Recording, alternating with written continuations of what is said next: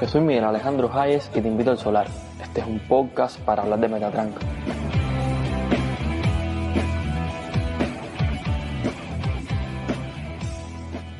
Buenas noches, bienvenido al Solar. Gracias por sintonizar, descargar, copiar cualquier variante el podcast. Hoy estaré haciendo una pequeña entrevista, a Alexei Padilla, investigador, comunicador, estudioso de los temas de la comunicación política. Alexei Padilla es un cubano que actualmente está en Brasil. Y bueno, sin mucha presentación, arrancamos ya. Bueno, Alexei, gracias por acceder a esta invitación para este breve espacio. Hoy te traigo, al igual que a Veiga, nuestro colega Veiga, que bueno, fue el entrevistado en la última entrevista de algunas que estaré haciendo. Hoy, bueno, para ti tengo también 3 preguntas breves. La primera es, quiero que me comentes qué hiciste el 15 de noviembre y bueno, háblame un poco sobre eso, sobre tus impresiones a grandes rasgos. El 15N yo tuve que dividirme entre mi trabajo y el seguimiento de la situación en Cuba. Las advertencias o amenazas que Junior García y otros miembros de la plataforma Archipiélago recibieron de las autoridades ya presagiaban que el gobierno no permitiría la marcha. Después de las escenas del 11 de julio, no había duda de que el gobierno cubano equipó y entrenó a sus efectivos de las Fuerzas Armadas y del Ministerio del Interior para aplastar cualquier manifestación no autorizada. Aquí te abro un paréntesis porque tenemos que recordar que desde el inicio de la pandemia, los medios oficiales, específicamente el noticiero de televisión, pasó dos materiales en los que se mostraban la preparación de las boinas rojas, y la preparación también de la Brigada Especial del Ministerio del Interior. Y en el caso del material que mostró la preparación de la Brigada Especial del Ministerio del Interior, ya allí se mostró por primera vez, yo creo que en el noticiero, el uso de equipos para lo que pudiera ser para enfrentar, ¿no? Reprimir grandes multitudes. Sí, en esas escenas se vio equipo para escudos, bastones, perros, pastor alemán, ¿verdad? Que se utilizan en muchos países para reprimir manifestaciones multitudinarias. El 15 de noviembre tuvo su 14. El cerco a Junior García para impedir que saliera de su casa. Recordemos que él quería marchar en solitario. Anticipó de alguna manera lo que debimos al día siguiente. Ahora, tú me preguntabas también qué hice yo ese día. Bueno, mi forma de expresar apoyo a los activistas y sus reivindicaciones fue vestir mi perfil en la red social de Facebook de Rosas Blancas. Eso es muy poco, realmente es casi nada ante lo que hicieron los activistas de la plataforma Archipiélago. Pero era lo que realmente yo podía hacer porque yo estoy, en Brasil, y dentro de Brasil en la ciudad de Belo Horizonte, en donde realmente no hay una gran cantidad de cubanos, y hasta donde yo sé, los cubanos que conozco en ningún momento se acercaron a mí, ni se han acercado después para comentarme algo, ¿no? En relación a esos acontecimientos en Cuba. Pero bueno, decía que es muy poco, ¿no? Lo que uno puede hacer en las redes sociales, a veces hasta uno siente un poco de pena, ¿no? Porque es muy poco ante el riesgo y las dificultades, ¿no? Que estos activistas tienen que asumir dentro de Cuba. pero sí quería significar la importancia, ¿no?, que tuvo el 15N, que ha sido algo minimizado, denostado, atacado desde diversos frentes, ¿no? Y para mí fue muy, muy importante el ver, ¿no?, el comprobar que el hecho de ellos convocar a una movilización, a una marcha, ¿no?, provocó que centenas de militares, brigadas de respuesta rápida, agentes de la seguridad del Estado fueran movilizados con los gastos que eso implica.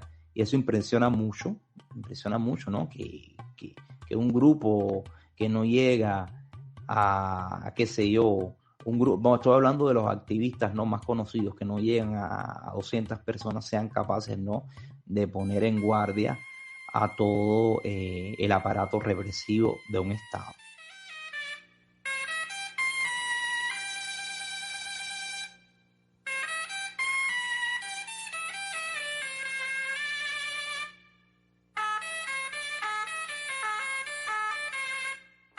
Ahora que te toca el tema de la violencia, me gustaría preguntarte qué opinión tienes sobre toda esa movilización de fuerzas del orden, ya sea militares del Ministerio del Interior, de las Fuerzas Armadas.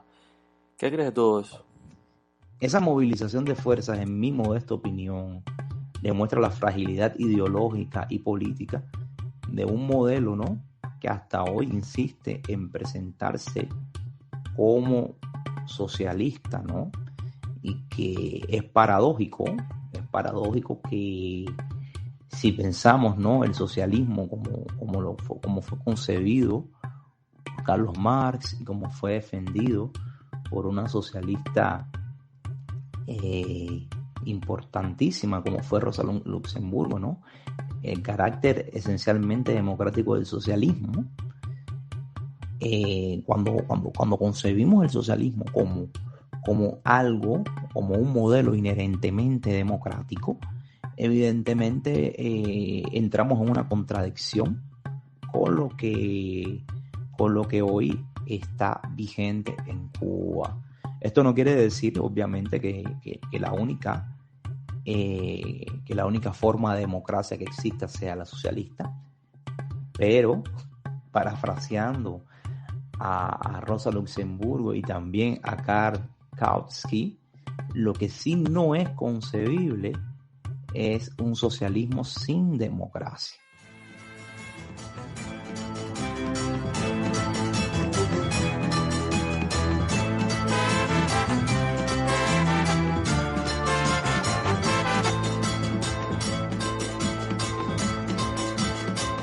Cambiando aparentemente de tema, ya que eres estudioso de la comunicación, sobre todo temas asociados a la comunicación política, a los discursos políticos. Yo estoy seguro que el día 11 de julio tú pudiste como investigador notar ciertas características, ciertos rasgos en ese discurso que dio el presidente cubano, ese discurso, bueno, que ha trascendido en muchos espacios, como que el discurso de la orden de combate, ¿no?, un poco para situar en contexto.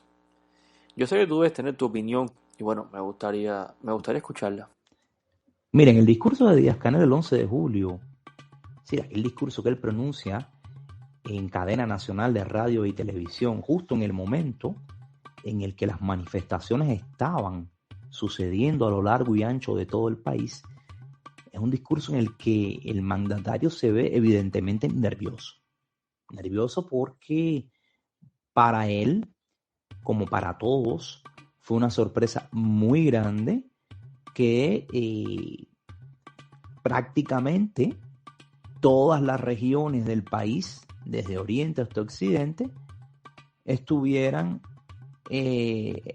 viviendo, ¿no?, estuvieran presenciando la manifestación de centenas y en algunas ciudades de miles de cubanos.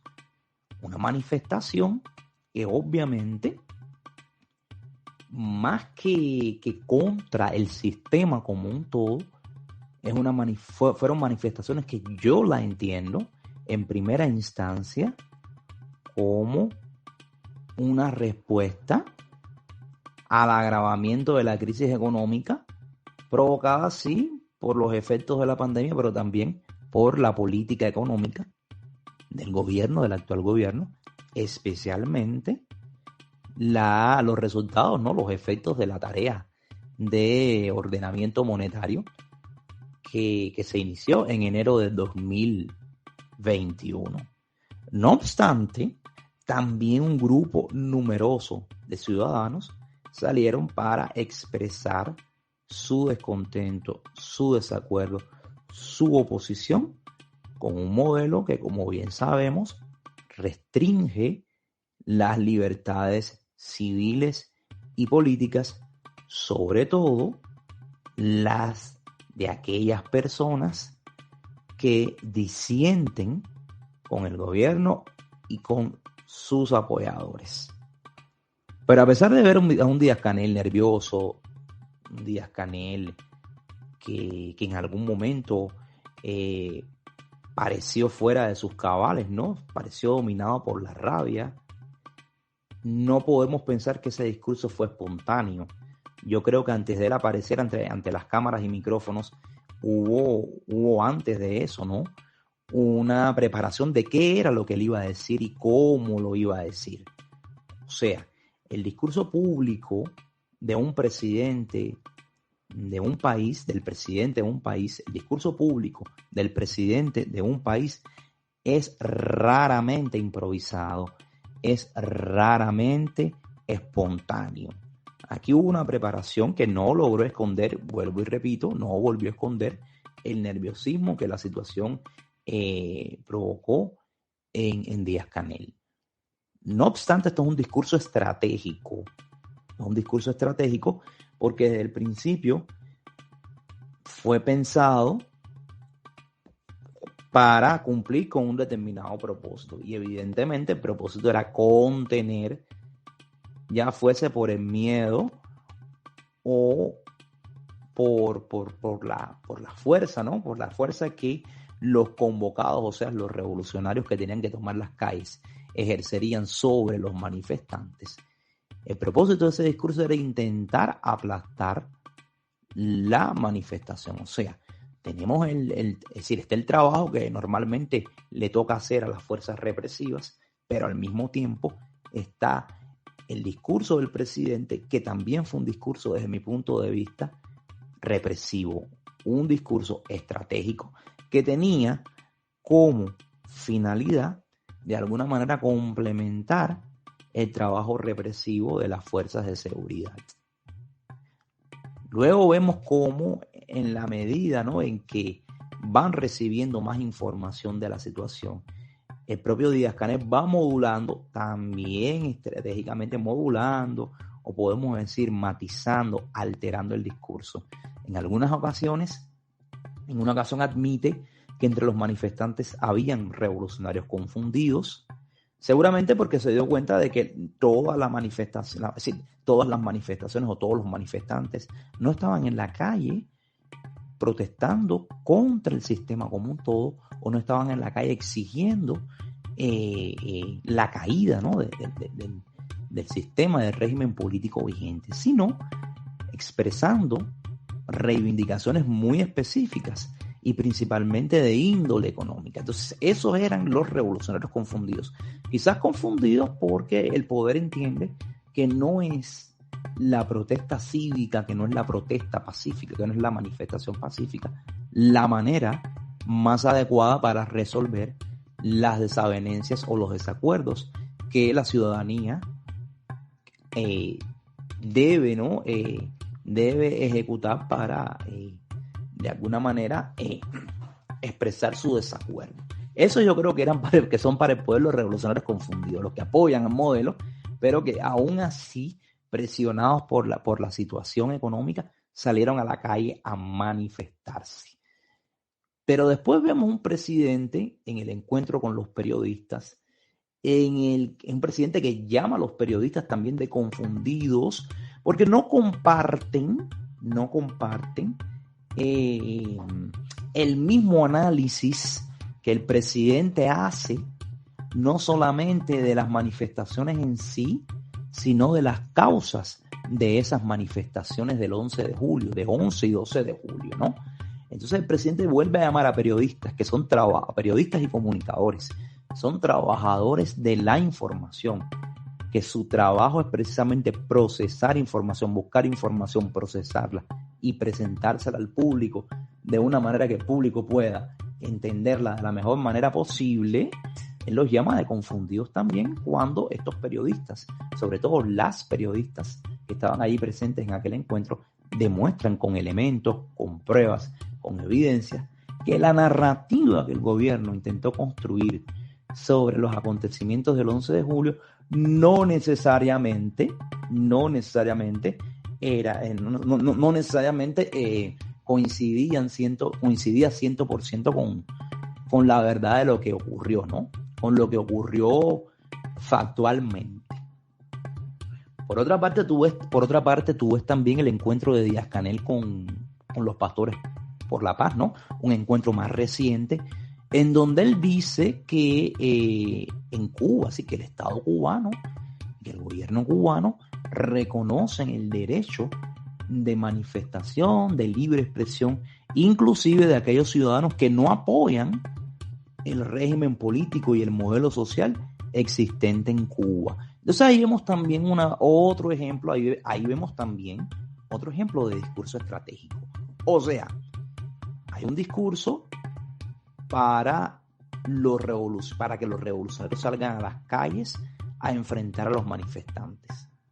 Hay un discurso en el que el gobierno intenta imponer la narrativa de lo que sucedió el 11 de julio cuando se encuentra con los periodistas. Y vemos que ante extranjeros, ¿no?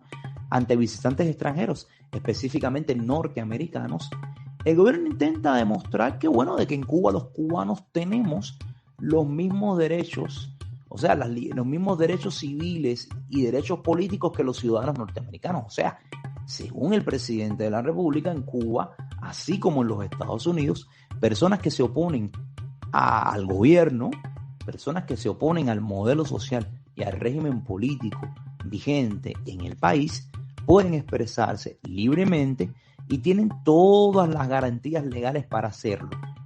Y pueden hacerlo sin que sean reprimidos por las fuerzas de seguridad.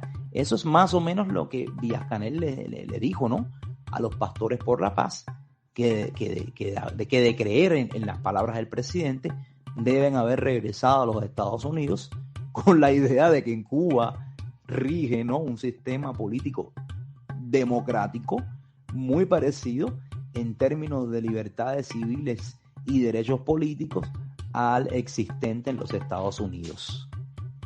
Y aunque parezca una redundancia, yo insisto en que siempre tenemos que ir más allá de lo que nos dice el discurso, de lo que nos llega a través del discurso.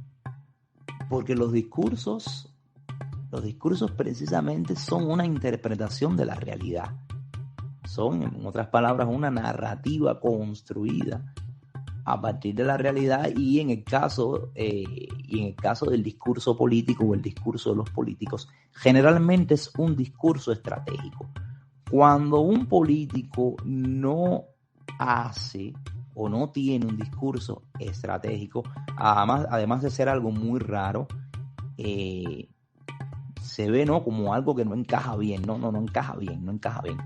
Mucha gente hoy en día, por ejemplo, te pongo el ejemplo de Bolsonaro o de Donald Trump, mucha gente añoraba políticos que dijeran lo que pensaban y que se saliesen un poco de ese discurso estratégico, ¿no?, de ese molde en el que la mayoría de los políticos se tiene que meter o se tiene que encuadrar a la hora de hacer declaraciones públicas, ¿no? Porque sus discursos tienen un peso, sus discursos pueden ser muy influyentes. Entonces nosotros tenemos que ir siempre, o tenemos que intentar ir más allá del discurso. O sea, una nota en el periódico Granma, un discurso de un dirigente cubano, no es necesariamente toda la verdad. Siempre es importante intentar, en la medida de lo posible, verificar con ellos corroborar lo que los dirigentes nos dicen. Y esto vale para cualquier realidad. Es muy difícil encontrar un dirigente, sea de donde sea, que declare en su contra, que divulgue informaciones, que divulgue informaciones que perjudiquen, ¿no? Su imagen, o que perjudiquen la opinión o la imagen que la ciudadanía tiene de su trabajo. Entonces eso, siempre ir más allá del discurso y siempre contrastar el discurso de los dirigentes con lo que la realidad diaria nos demuestra. Solo vive llorando, sufriendo y pensando en su vino. Por último, Alexei, me gustaría que comentara, conmigo y con las personas que estarán escuchando este podcast. Me gustaría hacer una pregunta un poco especulativa, ¿no? Como le hice a Vega también. Pero es parte de es decir, va mucho más allá de la capacidad teórica, pero igual, es un reto siempre. Me gustaría responder esa pregunta, en este caso responderla en público.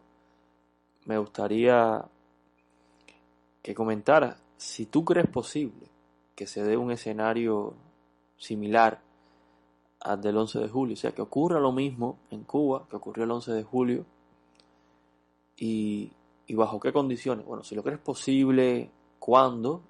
Y bajo qué condiciones crees que eso puede ocurrir. Pues mira, yo sí creo que además del estallido social del 11 de julio, las personas en la calle, miles de personas protestando en la calle, hay que entender que esa ola migratoria, esos decenas, quizás millares de cubanos que han comenzado a salir del país desde el 11 de julio, es decir, desde los días posteriores al 11 de julio, que están saliendo por el aeropuerto, pero que también están saliendo del país de manera irregular, están llegando a México, están llegando a los Estados Unidos, es también una de las facetas de ese estallido social. La única faceta del estallido social no es la protesta callejera, aunque sea la más evidente y la más importante, sino que también hay otras. Y una de esas que yo desde la distancia estoy observando con mucha atención es precisamente el flujo migratorio, el aumento del flujo migratorio, el aumento de ciudadanos cubanos llegando a los Estados Unidos, llegando a México, llegando a Europa también. Yo también debo decirte que, por ejemplo, a través de amistades cercanas, he sabido de las colas, ¿no? De las colas casi multitudinarias que se están dando en la Embajada de Colombia, y son cubanos que están ahí tratando de conseguir una visa colombiana para, a través de Colombia, iniciar su difícil y peligrosa travesía hasta los Estados Unidos de América. Y recientemente, esta semana, el gobierno español anunció que iba a acelerar la emisión de visas de reunificación familiar en el consulado español de La Habana. Eso te da la medida que el estallido social continúa, el estallido social está sucediendo ahora mismo en forma de ola migratoria, flujo migratorio.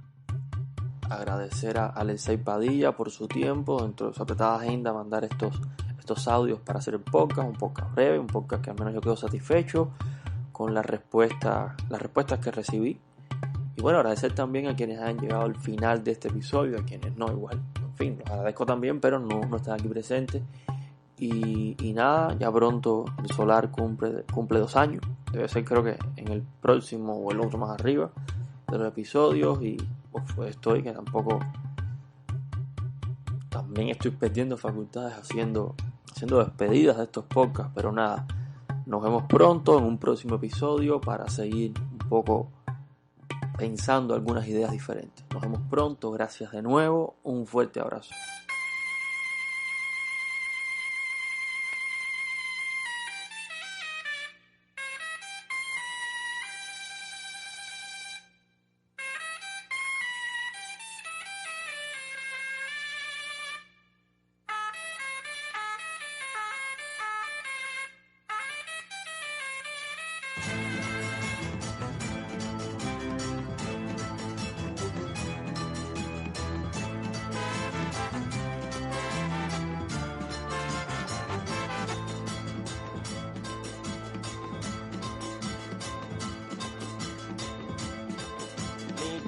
Micaela se fue pa' otra tierra buscando caminos, que por buenos o malos, quién sabe el impulso del destino. Solo vive llorando, sufriendo y pensando en su vino. Que no es vino, señor, que aguardiente, señor, que es la conga, señor. Santiaguera.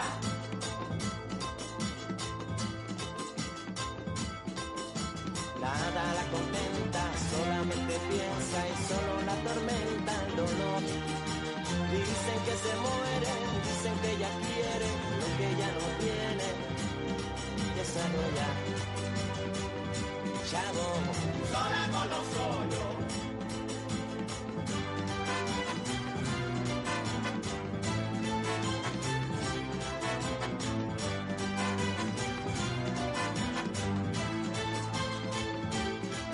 Micaela se fue y solo vive llorando.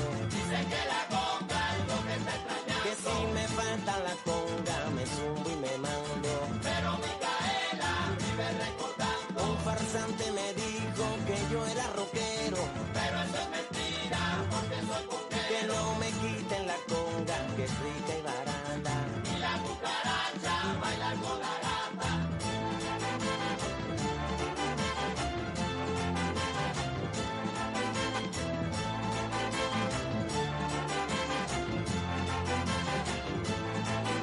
Oye, pienso que tú cuida bien a tu jeva, Porque viene el lobo y luego se la que lleva. 2 botellas de ron de Caribe refino, Una para la conga y otra para el camino. y al igual que la conga la gente me sigue, Sigan guarachando con el que Caribe. yo no quiero molote ni quiero relajo. Luego de la conga vayan para el trabajo.